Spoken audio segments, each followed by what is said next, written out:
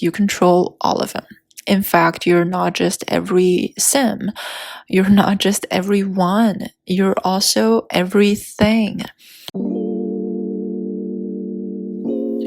Hello everyone, welcome back to my channel where I share with you the things that I've learned from my own journey and practical manifesting tips so that you could be a doer, start applying, and live your best life. Today we're going to look at something exciting.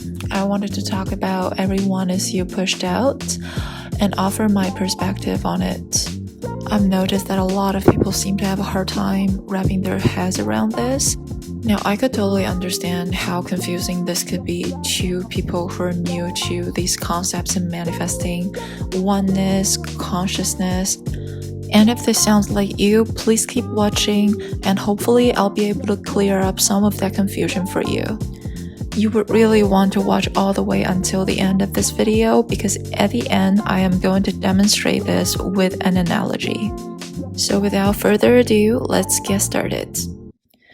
First of all, I want to say that it would just not make sense for me to do this video and talk about everyone is you pushed out without going straight to the source. So what I'm going to do is that I am going to start by reading you this paragraph from Neville's lecture, The Secret of Imagining. And I am going to explain as I go. It goes like this.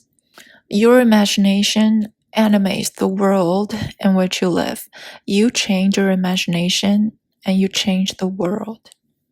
Now, this is exactly what I was trying to explain in a previous video. So if you have not watched that one, I'm going to link it here. But basically, we experience this world through our own imagination, which is basically our stories and our perspectives. Every circumstance that comes our way, we only get to experience them through the filter that is our own perspectives. We change our world by changing our perspectives. Think about it. If our experience is basically just our imagination, our perspective, our consciousness, what else is there to change? Now, we keep going.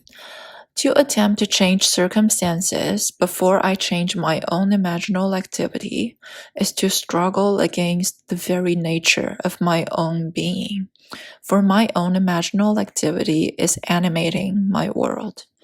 Now, I just want to stop here real quick and explain why attempting to change circumstances before you change your imagination is the struggle against the nature of your own being. Because we could only ever see and experience our own perspectives. That is why. Now, what a lot of us do is that we give the circumstances meanings that we do not like. We then want the circumstances to change so that we can give them another meaning that we prefer to experience. Think about it. That is why he says that we're struggling against our nature, the nature of our own being here. Because what you're actually struggling against is not the circumstance, it's your own perspective. You're struggling against yourself. Okay, we keep going with this paragraph here. If I believe that I am injured or that others are against me, I have conjured them in my world, and they have to be against me. Why is it that they have to be against me? Because I said so. If I fully believe that all are working towards the fulfillment of my good, they have to work towards the fulfillment of my good. I don't ask them. I don't compel them. I simply do it only within myself, and the whole vast world exists within me. Therefore, it is myself pushed out. Now, what I would like to highlight here is these 4 words here. I don't compel them. This is worth pointing out. A lot of us do techniques with the mindset that we are compelling other people to do something. We think that we're putting thoughts in people's heads. We think we're making them change. We look for signs that they're starting to change and all that. But notice how Neville says here, I don't compel them. You're not compelling anyone else to change. You're changing yourself, and by that I mean you're changing your own perspective. This is where you really want to be honest with yourself. Are you manifesting or doing these techniques so that other people in your life could change? Because what that does is to keep you in a reality where you're surrounded with people who need to change. And then you get yourself all stuck in a loop because you want these people to change. You're doing all of these techniques so that people could change, but at the same time, you're looking at these people as version of themselves that needs to change, and that's where they stay. They stay versions of themselves that need to change because you said so. And then we go on with our paragraph here. I don't have to change affairs. I only change it within myself. And then everyone, though I know him or not by name, it doesn't really matter. It's myself pushed out. So again, one last time, you don't change circumstances, you don't change people, you change the way you imagine them to be, you change your perspectives on them.